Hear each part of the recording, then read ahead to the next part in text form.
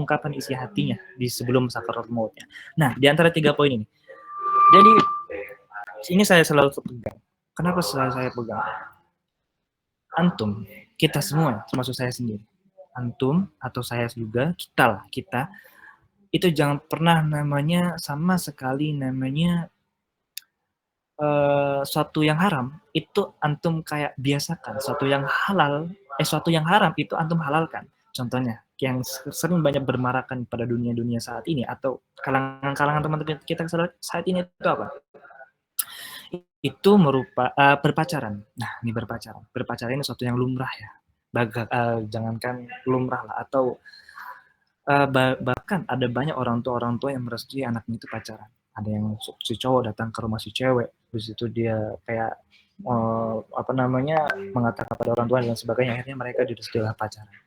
Nah, hal ini satu hal yang dimana kita tidak boleh menghalalkan hal tersebut. Nah, jadinya dari situlah. Berarti makanya antum masih pacaran ya, oke. Saya juga sendiri juga introspeksi diri, saya dulu juga pernah berpacaran. Ya karena mengapa ya saya ulangi, saya juga tidak luput dari dosa. Nah, tetapi ketika saya pacaran, ketika saya mempunyai hati, mempunyai apa namanya itu rasa terhadap seorang perempuan, itu saya mengatakan dalam hati, ya Allah, saya itu sebenarnya itu melakukan suatu hal yang salah loh. Saya itu melakukan suatu hal yang keji dan itu tidak disukai oleh engkau ya Allah. Tetapi nggak tahu, tapi hati berkata kayak gitu, tapi hawa nafsu itu selalu aja namanya itu menggebor-gebor. Akhirnya saya tetap berpacaran dan akhirnya saya ini, saya itu dan sebagainya. Ya nauzubillah min dzalik. Nah, dari itu semua antum jangan sampai namanya itu menganggap suatu hal itu tuh merupakan suatu hal yang halal ya, terutama berpacaran tadi. Dan masih banyak yang lain merupakan hal demikian, mabuk dan juga dan sebagainya. Makanya seringkali saya bilang itu di konten saya itu apa? Setidaknya kalau misalnya engkau tidak bisa meninggalkan kemaksiatanmu sekarang, selalu berusaha untuk meninggalkan perlahan-perlahan. Insya Allah Allah akan melakukan atau Allah akan membukakan isi hatimu, membukakan jalan untukmu untuk berbuat suatu hal yang baik di kemudian hari nanti. Seperti itu ya. Nah terus tadi kita ini orang yang mengharap rahmat Allah, orang yang meminta rahmat Allah Subhanahu wa taala kepada orang tersebut sudah meminta rahmat Allah Subhanahu wa taala, kita balik lagi inti ceritanya, akhirnya Allah mengatakan demikian kepada Musa, mengkafani dan lain sebagainya, dan sudah dijelaskan juga perihal ini anak ini pemuda ini seperti ini dan akhirnya Nabi Musa alaihissalam mengambil mayat tersebut dan akhirnya mayat tersebut disolatkan, dan dibersihkan, dimandikan, setelah itu disolatkan, setelah itu dikafani, setelah itu disolatkan, dan setelah itu dikuburkan selayak-layaknya dia seorang manusia. Bayangkan, orang yang sering melakukan maksiat, dia dikubur, dia disolati, dia dikafani oleh Nabiullah Musa alaihissalam, dan itu atas perintah langsung dari Allah Subhanahu wa taala. Dan dengan poin apa? Dengan poin 3 tadi. Dia kalah sama hawa nafsunya, tetapi dia selalu dia tuh mengatakan dalam hatinya, saya ini tidak suka melakukan hal ini, tetapi kenapa sih hawa nafsu saya ini selalu menang akan semua hal itu. Maka dari situ kita mendapat banyak poin di sini ya. Kita yang tidak luput dari dosa, tetapi kita selalu minta rahmatnya Allah Subhanahu wa taala. Allah itu Maha Pengasih, Allah itu Maha Penyayang. Salah satu banyak sekali ilmu tasawuf yang menceritakan perihal tersebut. Contoh lainnya itu adalah Syiar Abu Nawas yang antum semua mungkin masih tidak jarang lah antum dengar lah, yang mungkin anak-anak pesantren kan sering mendengar Ilahi Lastulil Firdaus. Itu kan yang membuat Abu Nawas orang yang dimana tidak mau disolatkan oleh Imam Syafi'i seperti itu. Tapi beliau akhirnya kita nggak tahu ternyata syair beliau itu sampai sekarang masih kita gunakan. Itu merupakan amal jariah untuk beliau kelak di akhirat nanti, seperti itu kan. Dan tadi saya sering mendengar kajian dari Ustaz Adi Hidayat. Insya Allah Allah memberikan rahmat kepada beliau dan memberikan kesehatan selalu kepada beliau, yaitu beliau itu sering menyebut Allah itu Allah itu dekat kepada pelaku dosa yang dimana dia sering yang dia melakukan dia yang suka melakukan gemar maksiat, tapi dia selalu bertobat dari Allah itu lebih maaf Allah itu lebih menyukai orang yang gemar bermaksiat tapi sering bertobat daripada orang yang berilmu tapi dia tidak pernah berasa bersalah. Nah, di sini mungkin ya saya pernah membaca juga Allah Subhanahu wa taala Nabi Muhammad SAW itu pernah bersabda, yaitu dalam suatu hadis arba'in juga. Allah itu ya emang benar, Allah itu sangat menyukai orang-orang yang gemar bertobat meskipun dia sering melakukan maksiat. Karena mengapa? Orang ahli ibadah di zamannya Rasulullah juga termasuk ada orang yang berahli ibadah. Ahli ibadah ini, tapi dia itu sering memutus namanya rahmat Allah. Nah, kan kita judulnya itu mengharap rahmat Allah kan. Nah, kita judulnya itu mengharap rahmat Allah Subhanahu wa taala. Nah, di sini coba kita apa namanya? Kita silang lah. Kita silang menjadi memutus rahmat Allah. Memutus rahmat Allah. Memutus rahmat Allah. Nah, di sini orang ini ahli ibadah, tapi dia tuh suka memutus rahmat. Contohnya memutus rahmat Allah itu gimana sih? Contohnya nih, kita membuat contoh aja. Ada seorang dia bangun subuh terlambat lah. Bangun subuh terlambat nih. Entah nggak tahu malamnya kita husnuzon lah ya. Dia malamnya ini bergadang untuk satu kepentingan umat lah. Akhirnya dia subuhnya dia ini dan temennya ini nggak membangunkan. Dia nggak membangunkan. Akhirnya dia bangun. Coba jam 6 bangun. Hey Soibi, kenapa ente nggak bangunnya anak? Kenapa ente nggak bangunnya anak? Alah, ente subuh-subuh dana bangunin dan sebagainya. Kamu itu subuh-subuh udah saya bangunin dan sebagainya, tapi kamu nggak mau bangun gitu. Nah, ada itu kamu bakalan dilaknat tuh sama Allah Subhanahu wa taala. Nah, hati seorang yang bangun subuh telat tadi, putus dia rahmatnya. Putus dia. Ya Allah, segitunya ya teman. Nah, itu kan suatu hal yang membuat kita itu tidak nyaman. Nah, disitulah makanya antum selalulah mengajak kebaikan di sana. Jangan pernah antum itu memutus rahmat rahmat Allah dengan cara-cara yang seperti itu. Banyak ya. Rahmat Allah itu bisa turun dari mana saja. Mungkin antum ketika di jalan bertemu kucing terus antum kasih makan dan dia sudah kelaparan udah kurus cingkrang mana lagi tangannya atau kakinya itu patah terus antum mampirlah ke Indomaret beli Whiskas dan sebagainya. Ini kan banyak juga kan di orang-orang luar sana. Akhirnya antum kasih makan dan si kucing itu kayak berterima kasih dan sebagainya. Mungkin rahmat Allah bisa datang dari sana. Dan mungkin antum sering berinfak sana sini dan lain sebagainya. Itu juga bisa Allah memberikan rahmat kepada kalian seperti itu. Mungkin dari sini kita bisa menyimpulkan ya untuk apa yang sudah kita pelajari dari sebelum-sebelumnya, bahwasannya semua yang ada di dunia ini itu sebenarnya sudah terjadi di masa lalu. Yang tinggal kita mau membaca atau enggak, tinggal kita mau mendengar atau enggak suatu ilmu, suatu kajian ilmu dan sebagainya dari orang-orang yang mungkin dia sudah belajar, dia mau menyebarkan hal-hal tersebut kepada orang-orang yang dia mau sebarkan. Ya, insya Allah ini merupakan suatu ilmu yang bermanfaat untuk antum semua. Ya, saya juga bukan suatu pribadi yang baik, saya juga selalu meminta dalam doa saya, ya Allah, semoga engkau selalu membuat saya ini selalu cinta kepadamu, selalu namanya berbuat suatu kebaikan dan sebagainya seperti itu. Terlepas dari saya juga pernah namanya melakukan maksiat, tetapi sungguh saya ketika melakukan maksiat tersebut, saya tidak namanya dalam hati saya tersendiri yang paling dalam, saya tidak suka melakukan hal tersebut. Seperti itu. Mungkin ya mungkin pribadi lebih dengannya itu kurang mungkin dari saya dan lebihnya itu mungkin dari Allah Subhanahu wa taala. Kafa kafa ini bihada. Syukron. Saya lanjutkan kepada moderator untuk selanjutnya. Silakan.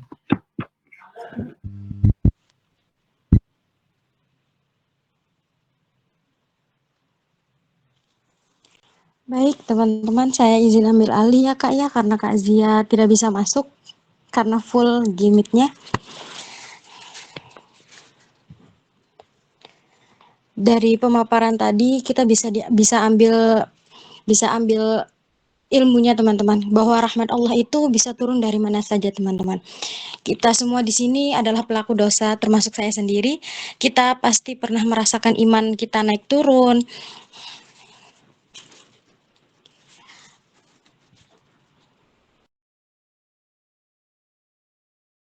Juga tadi dijelaskan ya, setidaknya jika engkau tidak bisa meninggalkan maksiat, tetapi berusahalah untuk menjadi lebih baik lagi setiap harinya.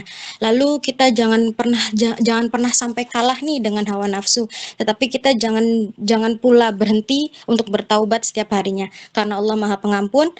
Lalu ada tadi kata-kata sedikit, Allah sangat menyukai orang-orang yang bertaubat meski dia sering melakukan dosa atau maksiat. Oke, baik. Saya lanjut ya Kak ya. Kita buka sesi tanya jawabnya. Mungkin di sini ada teman-teman yang belum paham nih tentang materi yang Kak Barki sampaikan tadi. Boleh langsung bertanya ya, mau via on mic boleh, atau ada yang mau di kolom chat juga boleh banget, saya persilakan.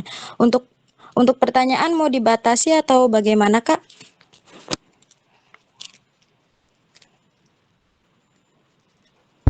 Mungkin 3 aja ya, mungkin 3 atau 5 lah. Oke, baik. Saya bacakan yang ada di kolom chat terlebih dahulu ya Kak ya. Dari Kak Rian Alia. Assalamualaikum warahmatullahi wabarakatuh Kak. Semoga kakak diberikan kesehatan setiap hari dan izin saya bertanya. Ya Allah ya Jabar, itu yang aku temui di FYP TikTokku. Mereka bilang mengadu dan sebut ya Allah ya Jabar di sepertiga malam untukku yang baru berhijrah, nggak tahu maknanya ya Allah ya Jabar itu apa Kak? Mungkin bisa langsung dijawab Kak, silahkan tafadhol.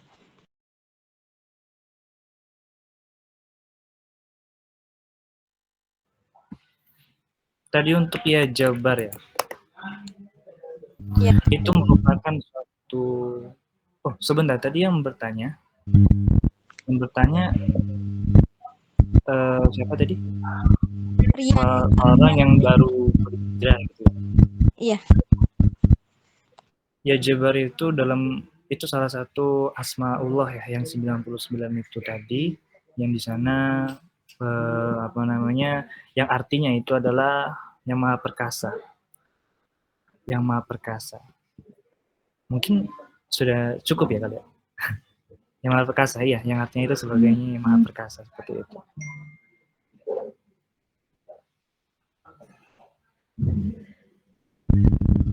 Oke, baik. Bagaimana Kak Rian Alia? Sudah jelas?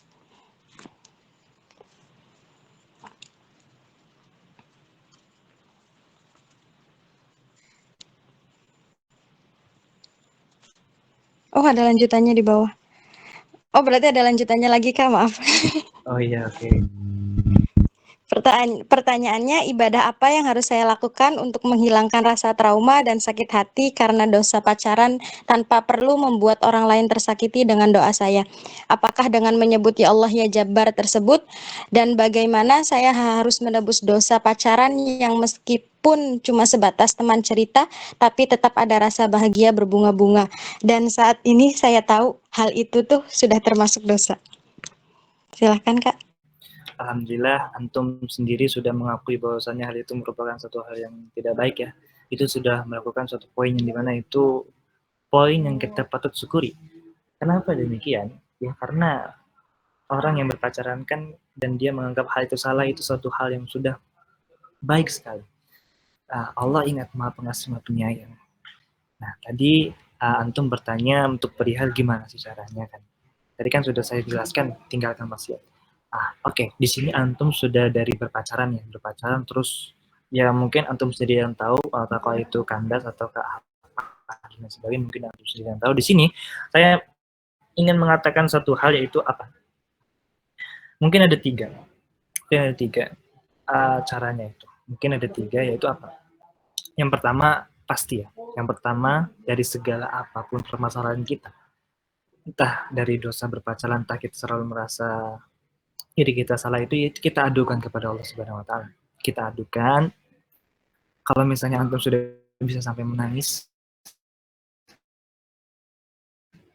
dalam doamu, dalam ketika salatmu, itu merupakan suatu hal yang dimana itu merupakan dari hati antum sendiri, dari hati antum, dari hati kita yang sering merasakan dosa, dan itu kita memohon bermunajat kepada Allah agar mengampuni dosa kita. Dan itu kalian adukan, dan lebih tepatnya sih di sepertiga malam, karena itu hawanya itu tenang, hawanya itu damai, hawanya itu tidak panas, hawanya itu sangat-sangat sekali sejuk. Saya anjurkan ketika itu. Dan dan yang kedua, curhat. Benar, curhat ini suatu hal yang dimana membuat hati kita ini lebih lebih apa ya, lebih tentram lah. Meskipun kita tidak menemukan solusi di sana, kita tidak menemukan solusi di sana, tapi hati kita itu sudah lumayan tenang ketika kita curhat. Nah, di sini ada tanda kutipnya, tapi curhatnya di sini kita sesama jenis kita atau mahrum kita atau muhrim kita, yang dimana itu merupakan satu teman atau suatu keluarga yang dimana itu kita percaya banget bahwasanya orang itu bakalan menyembunyikan suatu apa yang sudah kita ceritakan kepada dia, seperti itu yang kedua. Nah, terus yang ketiga, carilah teman atau circle-circle yang dimana dia itu selalu mengajak ke kebaikan. Kita bisa lihat ya, teman-teman kita atau apalagi orang-orang yang berkuliah kan, orang kuliah itu kan ada orang-orang marbot ini bersama orang-orang marbot, terus ada orang-orang yang ngopi ini bersama orang-orang yang ngopi terus. Nah, tapi di sini kan kita tidak bisa mengecap bahwa apa itu merupakan suatu hal yang baik, mana suatu hal yang buruk dan sebagainya, kita tidak bisa mengecap di sana. Tetapi kita bisa melihat orang-orang yang ngopi ini apa sih yang dia bahas tentang yang dia bahas ketika ngopi itu, apakah game kah? Apakah dia membahas suatu hal kajian-kajian dan sebagainya atau ilmu dan sebagainya, kita kan nggak tahu. Nah, di situ yang saya maksud, silakan cari cerita yang di mana dia ya healingnya itu membaca Al-Quran. Banyak ya orang sekarang itu banyak orang yang sekarang itu membaca Al-Quran itu dibuatkan sebagai healing. Al-Qiraah contohnya. Ada orang membaca Al-Quran Bismillahirrahmanirrahim, dan ada juga yang membaca dengan jiharka dan lain sebagainya, dan itu mereka kayak adu-aduan dan lain sebagainya. Nah, itu kan suatu hal yang dimana membuat hati itu lebih tenang. Itu kan suatu hal yang membuat Anda itu selama itu bisa menjadi lebih baik, seperti itu. Mungkin jawabannya agak panjang, tapi insya Allah bisa membuat antum lebih bisa mengupgrade diri lagi, bisa yang namanya membuat lebih tenang lagi, seperti itu ya.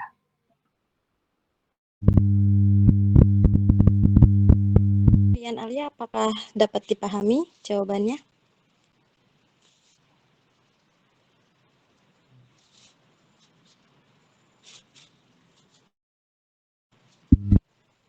Saya lanjut di yang on mic ya Kak ya, yang udah saya hand.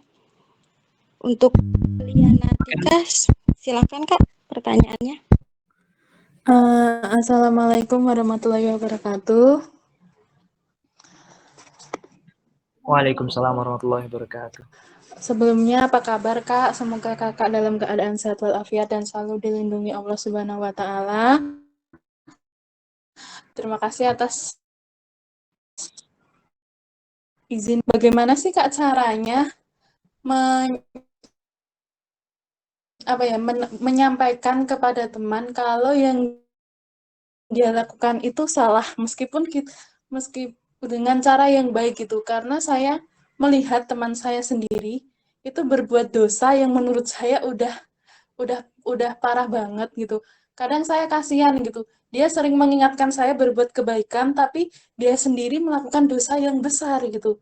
Terkadang saya hanya menegur dengan cara masih halus, tapi untuk saat ini tuh menurut saya perbuatan dia benar-benar sampai saya tuh sampai kadang saya bilang dalam hati, apa yang kamu jalanin, apa yang kamu lakuin saat ini tuh kayak balasan dari Allah, apa yang kamu maksiat yang kamu lakuin gitu. Maksudnya gimana sih caranya biar negur dia terkena apa ya, biar ngena di hati dia tanpa menyakiti, maksudnya kata-kata yang kita ucapkan itu tanpa menyinggung gitu loh Kak.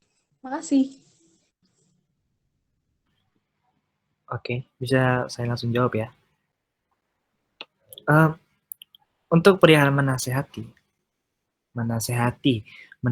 itu sebelumnya menasehati suatu hal yang merupakan suatu seni ya. Menasehati bukan menasehati aja, mengajar juga merupakan suatu seni. Mengajar, berpidato juga merupakan satu seni, berbicara merupakan suatu seni, menasehati juga merupakan satu seni. Ada orang yang menasehatinya dengan cara yang kasar, ada orang yang menasehatinya dengan cara yang lemah lembut dan lain sebagainya. Ada orang yang menasehatinya dengan cara perbuatan. Nah, di sini kita garis bawahi semua hal dengan cara menasehati tersebut tadi itu tidak bakalan sampai jikalau orang yang dinasehati itu tidak mau mendengarkan. Nah, di sini kita harus paham. Kita melihat orang tersebut ketika kita mau nasihati, ini orang bakalan mau nerima nggak ya nasihat kita seperti itu. Beda lagi kalau misalnya kita memperingati, kita menegur. Oke. Kalau misalnya kita menegur, hey, siapa namanya contoh? Hey, Hussein, ente banyak sekali melakukan suatu maksiat dan sebagainya, itu tak patut loh untuk dilakukan seorang muslim dan lain sebagainya. Itu memperingati. Kita memperingati dia, terus dia malah ini balik kan. Alah, ente itu nggak tahu apa-apa tentang anak. Kamu itu udah tahu apa-apa tentang saya. Udahlah, diam lah, dan sebagainya. Mungkin banyak ya teman kita seperti itu. Udah, kita cukup di sana. Karena kita sudah memperingati akan suatu hal yang dimana yang dibuatnya itu tidak baik. Seperti itu. Nah, beda lagi sama nasihati ya. Kalau orang kita menasihati, oke, kita nasihati dia, tapi lihat dia itu mau menasihati, dia itu orang yang mau dinasehatin enggak sih?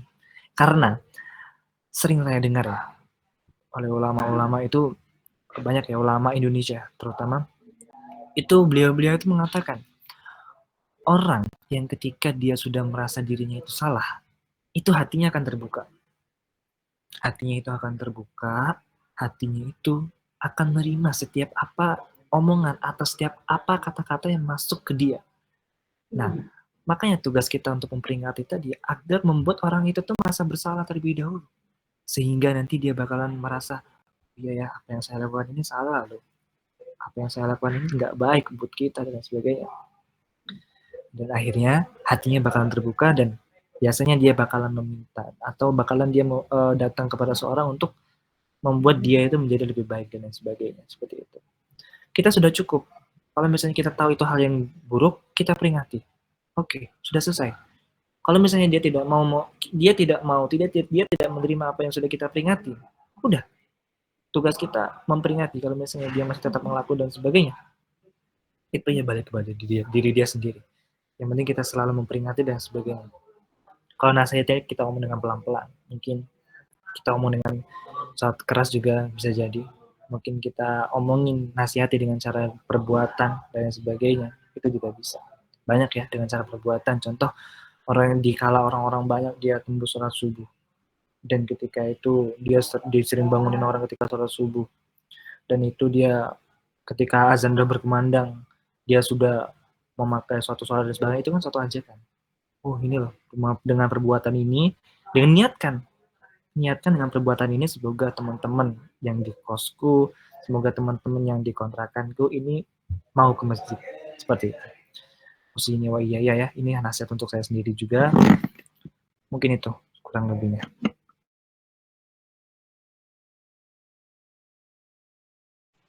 Baik, bagaimana Kak Liana atas jawabannya? Apakah sudah? Sudah cukup, Kak. Terima kasih. Baik, saya lanjut lagi ya Kak ya. Untuk Kak Intan Deslina, silakan Kak pertanyaannya. Assalamualaikum warahmatullahi wabarakatuh. Apa kabar Ustaz? Semoga dalam keadaan sehat. Di sini saya mau bertanya Ustaz. Jadi ada saudara saya yang dia itu melaksanakan sholat isyanya itu di jam 2 malam atau jam 3 malam dan sekaligus melakukan sholat tahajud. Padahal itu disengaja. Jadi gimana tuh Kak tanggapannya, apakah boleh? Dan batas sholat isya sebenarnya itu sampai jam berapa Kak? Mungkin itu saja. Assalamualaikum warahmatullahi wabarakatuh. Oke, bismillahirrahmanirrahim. Mohon maaf tadi, mohon jangan panggil saya Ustadz ya. Kenapa? Saya itu kadang itu agak risih, bukan risih. Kayak saya tuh belum bisa menggemari gelar itu gitu ya. Ustadz ini, maaf ini agak melenceng dikit. Ustadz ini nih dalam kata bahasa Arab itu, kalau kita bahasa Indonesia kan itu artinya profesor. Ya, profesor. Tapi kalau di Indonesia kan ustadz ini satu orang yang paham akan agama kan, banyak artinya dan sebagainya kan. Tapi ya mohon banget antum jangan manggil saya ustadz lagi karena saya juga masih menimba ilmu dan insya Allah mungkin nanti saya termasuk orang-orang yang ahli ilmi atau ahli zikri. Berdoaikum lah semuanya seperti itu ya. Untuk sekarang panggil kak aja lah, atau yang lebih tua panggil adik juga nggak apa-apa. Gitu itu saya lebih enak lah. Lagi orang-orang sepantaran kan memanggil teman kak dan sebagainya itu kan enak. Seperti itu. Masuk ke dalam topik tadi pertanyaan, dia salat isya jam 2 malam. Memang ada. Saya pernah membaca dan saya juga pernah hafal itu Rasulullah Shallallahu Alaihi Wasallam itu pernah bersabda juga bahwasanya beliau itu pernah, maksudnya beliau itu tidur, habis itu bangun malam tengah malam gitu kan, habis itu saat isya, habis itu dia beliau ini melakukan sholat tahajud. Nah, di sini memang ada sunnahnya di situ Rasulullah mengatakan seperti itu, berbuat seperti itu. Nah, tapi saya di sini tersebut, saya di sini itu menganalogikan atau namanya itu juga membaca tafsir lain dan sebagainya atau membaca namanya perkataan dari ulama-ulama juga bahwasannya hal tersebut ya banyak pertentangan juga. Ada dikontradiksikan dengan apa namanya itu sholat isya itu harus tepat waktu karena kan sholat isya kan jam berapa sih kalau di ini kan jam 7 sekian lah gitu kan ya, jam 7 sekian itu udah masuk sholat isya kalau di Jawa kan itu udah masuk sholat isya dan kita harus melaksanakan sholat di tepat waktu karena sholat ala waktiyah banyak ya dalil-dalil mengatakan hal tersebut. Nah, tapi kenapa ada kontradiksi ayat tersebut atau hadis yang mengatakan bahwasanya sholat isya itu boleh diakhirkan karena dia pengen melaksanakan sholat tahajud. Nah, tapi di sini ada tanda kutip. Ada ulama yang mengatakan e, cara agar antum bangun ketika untuk melaksanakan sholat tahajud itu bukan cara mengakhirkan sholat isya, tetapi dengan apa? Antum jangan namanya itu membuat satu hal yang begadang, melakukan gadang lah istilah katanya. Antum tidur jam 12, kecuali antum dalam suatu hal yang dimana itu untuk kalangan umat lah atau bekerja dan lain sebagainya bermanfaat untuk orang lain lah di situ. Nah, dengan cara apa antum biar bisa bangun sholat isya atau maaf antum bisa bangun sholat tahajud? Caranya antum beristirahatlah dengan cukup, tidur jam 9, tidur jam setengah 9, itu kan lebih baik. Antum bisa bangun nanti tengah malam, itu kan sholat isyanya ada tepat waktu di masjid dan sebagainya. Dan jamaah juga, kan jamaah kan itu pahalanya itu berkali-kali lipat daripada orang yang sholat sendiri. Antum tahu sendiri kan, kita semua tahu sendiri akan hal itu. Berarti kalau orang yang sholat isyanya diakhirkan, berarti dia tidak mendapat pahala yang sholat isya jamaah itu. Seperti itu. Nah, dari sini kita dapat pahami bahwasanya lebih baik ya kita itu untuk melakukan sholat isya tepat waktu dan kita tidak memperbanyak kegiatan sebelum tidur dan akhirnya kita bisa bangun untuk melaksanakan sholat tahajud entah jam 3, entah jam 2. Nah, untuk tadi ada waktu terakhir sholat isya, emang sholat isya itu waktu terakhir kalinya ketika mau menjelang subuh. Yang benar. Itu sholat isya, untuk waktu terakhir sholat isya itu adalah waktu yang sangat panjang. Mungkin itu jawabannya. Semoga membantu dan semoga puas dengan apa yang sudah saya paparkan ya. Baik, bagaimana Kak Intan tadi atas jawabannya? Apakah dapat dipahami?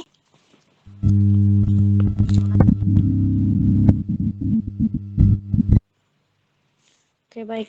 Kak, ini mau dilanjut lagi pertanyaannya apa dicukupkan? Mungkin satu lagi aja ya. Saya juga ada baik. Oke, baik. Saya bacakan yang ada di kolom chat ya, Kak ya.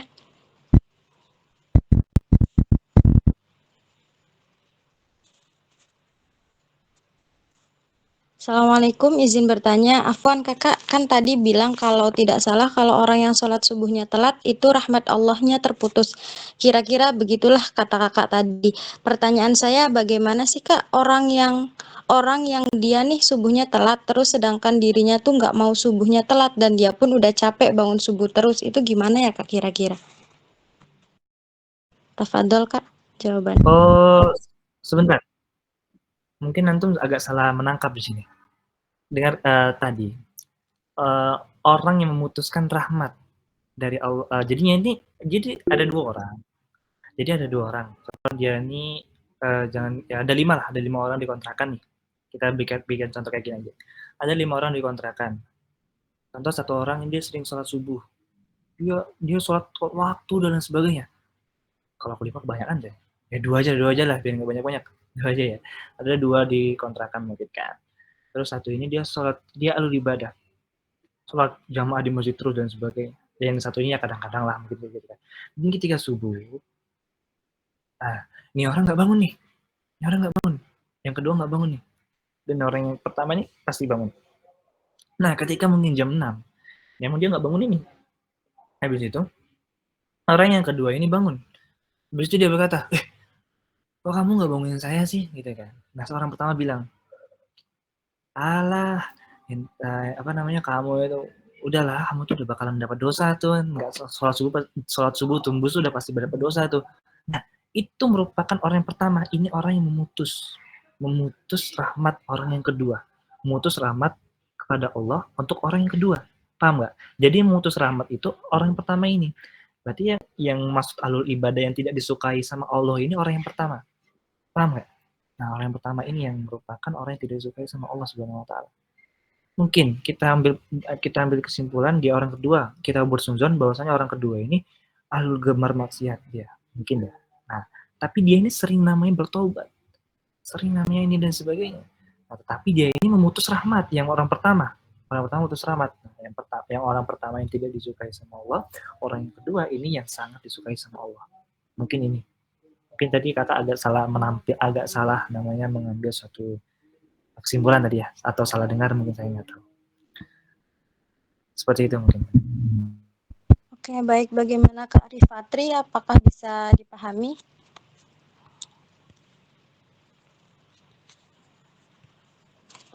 Masya Allah, jazakumullah khair, Kak Barki atas materi dan jawaban-jawabannya. Semoga apa yang kakak sampaikan pada malam hari ini bisa menjadi ladang pahala jariah untuk kakak. Untuk jawaban-jawaban atas pertanyaan teman-teman semuanya. Dan untuk pertanyaan-pertanyaan yang belum kejawab, mohon maaf banget ya teman-teman. Mungkin di lain waktu kita bisa sharing-sharing lagi bersama Kak Barki. Dan semoga dengan adanya sesi tanya jawab tadi membuat teman-teman lebih paham ya dengan materi kita pada malam hari ini. Dan jangan lupa ilmu yang kita peroleh malam hari ini harus kita amalkan di kehidupan sehari-hari kita. Alhamdulillah, tak terasa sudah di ujung acara nih. Tapi sebelum acara benar-benar berakhir, yuk kita foto bersama dulu. Buat yang nggak berhalangan, bisa on cam ya. Mohon untuk teman-teman yang tidak berhalangan, silahkan on cam. Untuk Kak Admin bagian dokumentasi, sudah siap Kak? Siap, Kak.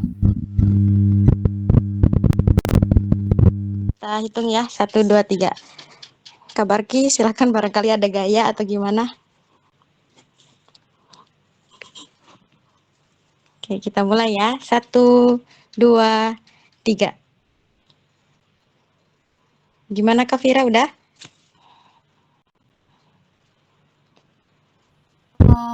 Sekali lagi, Kak.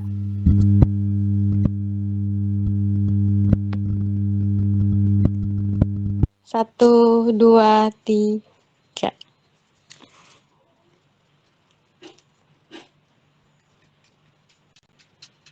Oke, bagaimana Kak Vira, sudah? Sudah, Kak.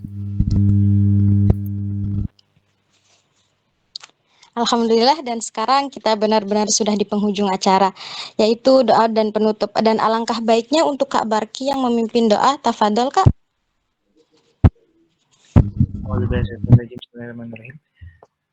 Qabla istimra'i amalina ya dola fi sulatina fi ta'alum wa li sulatina wa sulati walidayna fi basilanil arzak ولصحتنا ولصحة آبائنا وأمهاتنا في بيوتنا ولنجاهنا جميعا ولنجاه أمهاتنا وآبائنا في بيوتنا في كل امتحانات.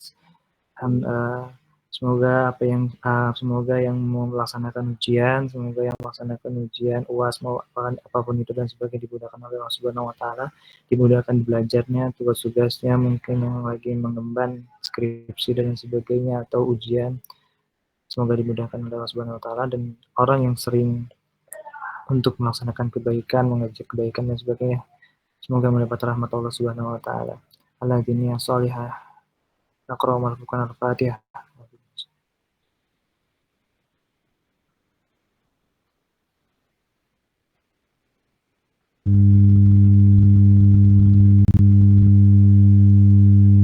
Malam hari ini lebih dan kurangnya mohon dimaafkan karena yang benar datangnya dari Allah Subhanahu wa taala, dan yang hilaf serta dosa datangnya dari saya pribadi yang hanya manusia biasa yang tak pernah luput dari salah, hilaf dan dosa. Saya Ade beserta panitia mohon maaf apabila ada hal yang kurang berkenan di hati teman-teman semuanya.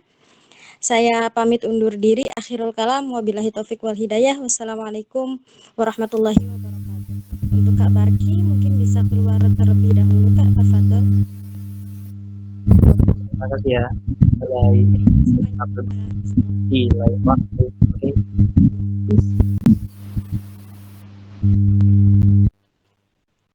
Untuk teman-teman barangkali yang mau keluar boleh.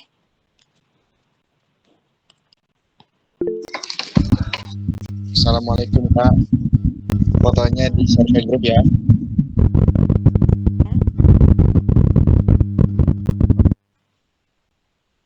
Yuk keluar yuk.